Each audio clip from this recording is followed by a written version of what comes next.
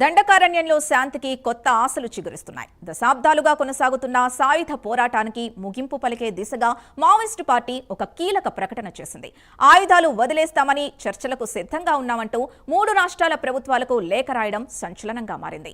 Maharashtra, Madhya Pradesh, Chhattisgarh special zonal committee పేరుతో విడుదలైన ఈ లేఖలో తమ కేంద్ర కమిటీ నిర్ణయానికి కట్టుబడి సాయుధ పోరాటాన్ని విరమిస్తున్నామని ప్రకటించారు. చర్చలకు అనుకూల వాతావరణం కల్పించాలని, అందుకోసం 2026 ఫిబ్రవరి 15 వరకు కూంబింగ్ ఆపరేషన్లు నిలిపివేయాలని ప్రభుత్వాన్ని కోరారు. ఇదే జరిగితే తాము చర్చల ప్రక్రియను ప్రారంభిస్తామని స్పష్టం చేశారు. దశాబ్దాల సంఘర్షణకు ముగింపు పలికే ఈ కీలక పరిణామంపై సర్వత్రా ఆసక్తి నెలకొంది.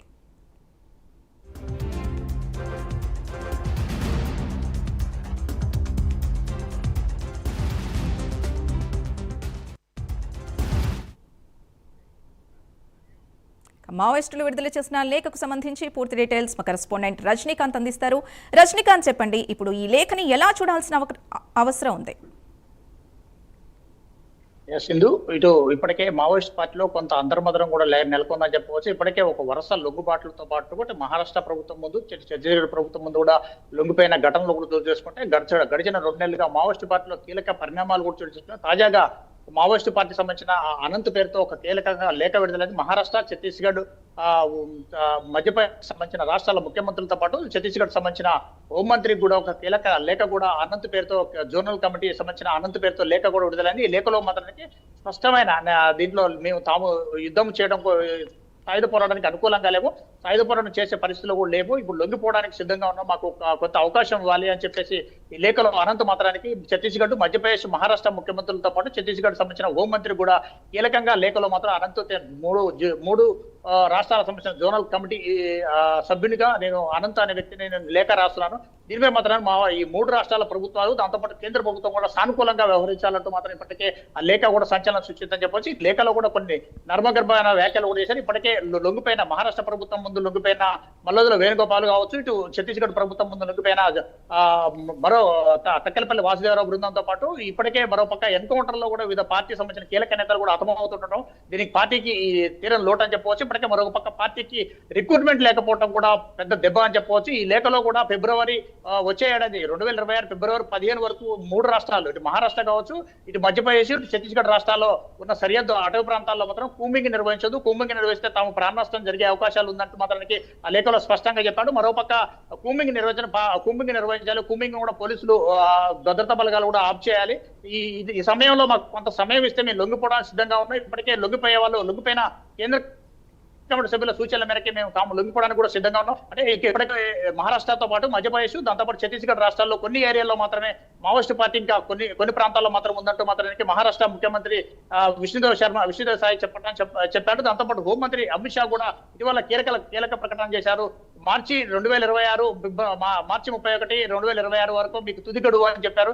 ఈ గడువులోపే మాత్రానికి మీ అవసరం అయితే లొంగిపోవడానికి సిద్ధంగా ఉన్నట్టు ఫిబ్రవరి 15 వరకు మాకు అవకాశం ఇవ్వండి మాత్రం అనంత్ పేరుతో 3 రాష్ట్రాలకు సంబంధించిన జోనల్ కమిటీ సభ్యుడిగా అభ్యర్థిస్తున్నాను. 3 రాష్ట్రాల ముఖ్యమంత్రులతో పాటుగా ఛత్తీస్గఢ్ హోంమంత్రి కూడా విన్నవిస్తున్నాను, మాకు సమయం ఇవ్వండి, ఈ లోక మాత్రానికి కొంత రేడియల్ గా మాకు అవకాశం అనేది మేము ఈ సమాచారం చేరవేయడానికి రాష్ట్రంలో ఛత్తీస్గఢ్ రాష్ట్రంతో పాటు మధ్యప్రదేశ్ రాష్ట్రం, దాంతోపాటుగా మధ్యప్రదేశ్, మహారాష్ట్ర ప్రభుత్వాల పరిధిలో ఉన్న రాష్ట్రాల పరిధిలో ఉన్న జోనల్ కమిటీలు, దాంతోపాటు రాష్ట్ర కమిటీలు, దాంతోపాటు కేంద్ర కమిటీ సభ్యులను కూడా కూర్చొని ఒక నిర్ణయానికి వచ్చాము ఇప్పటికే. కానీ ఇదంతా కింది స్థాయి సిబ్బందికి, అంటే జోనల్ కమిటీలు, దాంతోపాటు డివిజన్ కమిటీలకు కూడా సమాచారం చేరవేస్తున్నాయి. ఈ లోపు మాత్రానికి మాకు ప్రాణనష్టం జరగకుండా మాకు అవకాశం ఇవ్వండి, ఇది మమ్మల్ని నమ్మి ఇవ్వాలని చెప్పేసి వాళ్ళు మాత్రం ప్రాధాయపడిన పరిస్థితులు స్పష్టంగా చూడవచ్చు. ప్రాధాయపడటమే కాదు, వాళ్ళు సాయుధ పోరాటం, దేశం మారుతుంది, ప్రపంచం కూడా మారుతుంది, మేము కూడా మారుతాం, ఆయుధాన్ని కంప్లీట్ గా వదిలిపెడతామంటూ మాత్రం ఆ లేఖలో స్పష్టంగా చెప్పాడు. ఈ నెల 22వ తేదీన ఆ లేఖ విడుదల కావడం జరిగింది. ఇటీవల కాలంలో 16వ తారీఖు, 17వ తారీఖున ఆంధ్రప్రదేశ్ రాష్ట్రం అల్లూరు సీతారామరాజు జిల్లా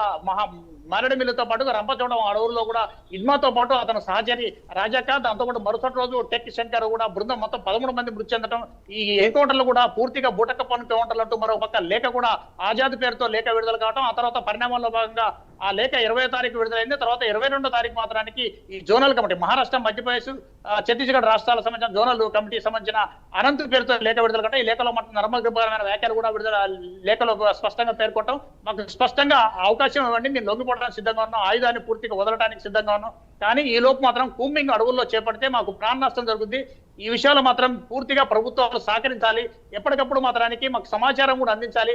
3 రాష్ట్రాల ప్రభుత్వాలతో పాటు 3 రాష్ట్రాల ప్రభుత్వాలు ఇక్కడ జర్నలిస్టులతో పాటు ప్రభుత్వాల అధికారులతో పాటు కూడా మేము సంప్రదింపులు కూడా చేయడానికి మేము సిద్ధంగా ఉన్నాము. లొంగిపోవడానికి తాము సిద్ధంగా ఉన్నాం. ఈ లేఖలో మాత్రం అనంత్ పేర్కొనడం మాత్రం ఒక పక్క మావోయిస్టు పార్టీకి తీరని దెబ్బ అని చెప్పవచ్చు. ఇప్పటికే 5 దశాబ్దాల పైగా మావోయిస్టు పార్టీ రెడ్ కారిడార్ లో మాత్రానికి విప్లవాన్ని వదులుకోవడానికి సిద్ధపడ్డదని చెప్పేసి స్పష్టంగా ఆదేశాలు కూడా వెలువతున్న పరిస్థితి ఉంది. ఈ లేఖపై మాత్రానికి 3 రాష్ట్ర ప్రభుత్వాలు ఛత్తీస్గఢ్ సీఎం తో పాటు మహారాష్ట్ర సీఎం, దాంతో పాటు మధ్యప్రదేశ్ సీఎం ఎలా స్పందిస్తారనే దానిపై కూడా ఉత్కంఠ కూడా రేకెత్తిస్తున్న పరిస్థితులు అయితే స్పష్టంగా నెలకొన్నాయి.